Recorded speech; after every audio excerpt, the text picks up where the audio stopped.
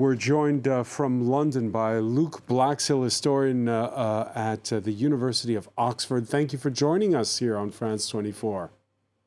Hello. And we're welcomed here in the studio by France 24's Philip Turle, who's been doing our coronation countdowns. Let me begin with you, Philip.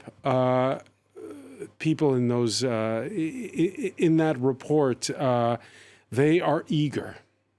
It's all part of the eccentricity of the British public, and the royalists, who are very royal, are out camping in the streets in the Mall outside Buckingham Palace because they want a glimpse of King Charles. It's all part of what the royal family stands for, which is galvanising together the British people. That's been seriously damaged over the last few years, but there are diehards in the UK. We've just seen some of them there who will always camp out when there is a royal event. They live for the royal family. They will have posters up in their rooms at home with pictures of the Queen or Prince Charles, or now King Charles and Camilla and William and Kate. And they will always be out for every royal occasion. And they'll probably be out as well on Sunday at part of the Coronation street party, enjoying themselves and taking part again on Bank Holiday Monday in the big help out, which is to draw attention to those in need in the UK. So a big festive weekend in store. And for many of these people, a great way of going out and making friends and having a good time all together. Luke Blaxill, let me ask you, first off, on a personal note, does it feel like it's a bigger deal than, say, past jubilees for the Queen?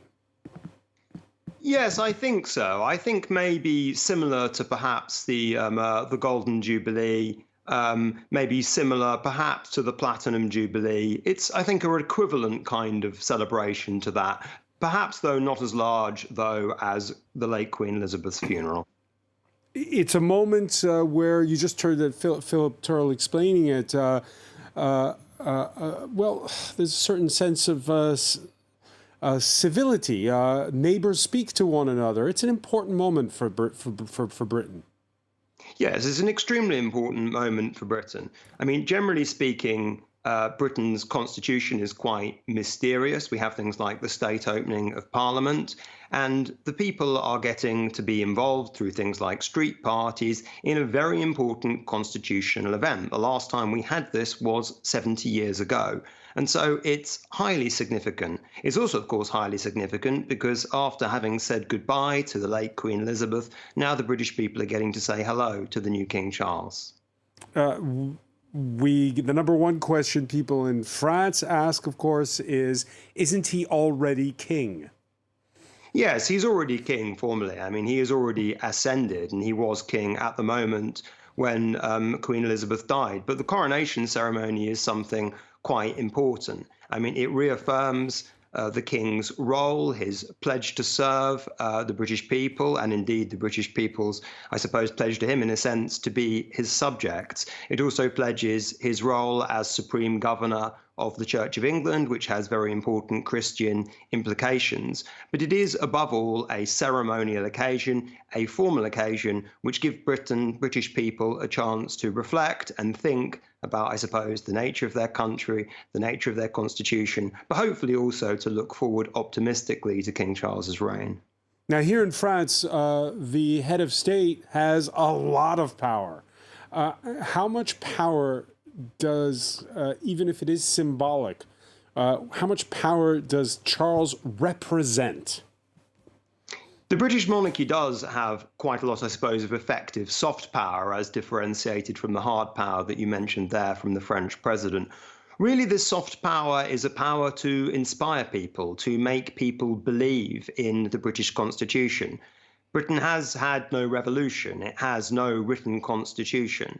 Really, things work in Britain because people believe that they work. And obviously, as Britain has become a technocratic democracy like most developed nations, the British monarchy has, I think, helped create some sustaining magic there. It helps people remember where the British Constitution came from, those parades and those pageants. They don't have formal power, but they make people believe. They fill people's hearts with magic. And that helps, I think, create a sense of legitimacy for the British Constitution.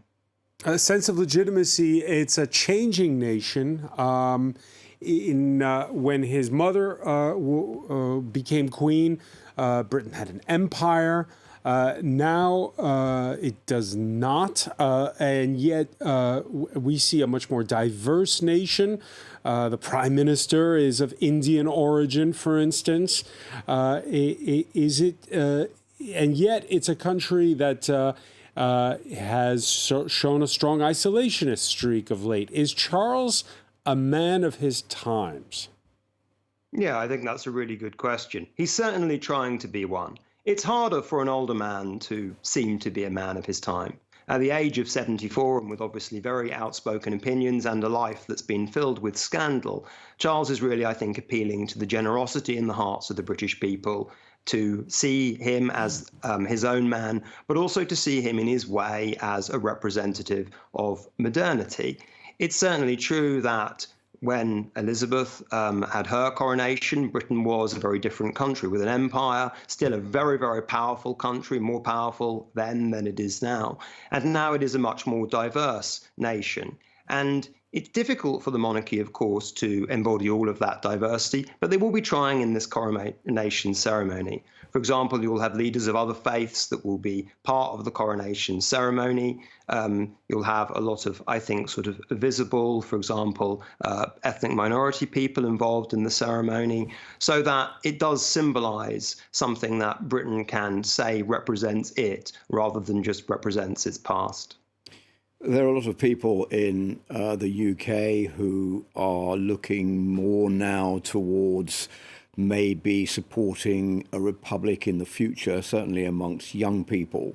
And we have, as you were just saying, an elderly man, age 74, who is king. He's supported more by an elderly population in the UK, is maybe his biggest challenge now that he is king, trying to win the support of the younger generations who are a majority in favour of Britain becoming a republic in the long term.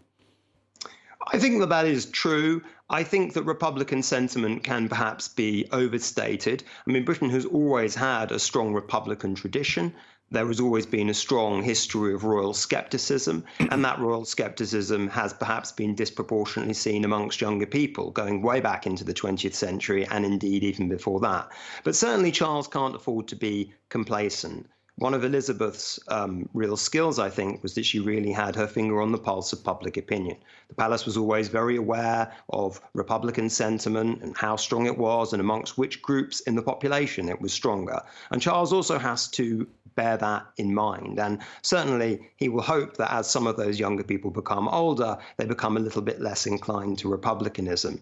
I mean, certainly I do think that one argument that does resonate with the British people against a republic is, of course, it does mean more elected politicians. And elected politicians in Britain, as in many countries, have fallen sharply out of political favour, with real declining trust in British politicians and those establishments. And so I think, while it's true that some people may feel that they aren't represented by a monarchy, its replacement by an elected president, an elected head of state, another politician wearing a party rosette may not really be particularly compelling in those circumstances. There are local elections taking place Thursday in the UK. Is that a non-issue if you're looking ahead to the coronation? I think it's an interesting coincidence that you've got a quite important round of local elections where it's a real test of, government popularity. Local elections in Britain nowadays are seen very much through the prism of national parties, and so it will be an important test for the Prime Minister. I don't think, though, that many British people will see there as being a kind of an inherent tension between there being elections held and a coronation happening soon after. I mean, after all, probably around only about 30% of people are expected to cast their votes in the local elections, and we would expect a rather larger proportion of the population to engage, at least in some way, with the coronation ceremony. Philip Turle, when you speak with our French counterparts, how interested are they in Saturday's coronation? It's very strange, François, because I think French media is very interested in the royal family. Speaking personally, whenever anything happens, either it be a coronation like at the moment, or a wedding, or the birth of a young royal, or a scandal like the Harry and Meghan scandal, I received dozens of phone calls from networks, domestic networks in France, to ask my opinion and for me to come and talk about it. So I think there definitely is an interest in the royal family. Many people say, well, this is basically down to two reasons. The first one is that the British offer the French a real-life soap opera on their doorstep, which is just across the channel. There's a lot of fascination about the royal family or the pomp and ceremony involved in it.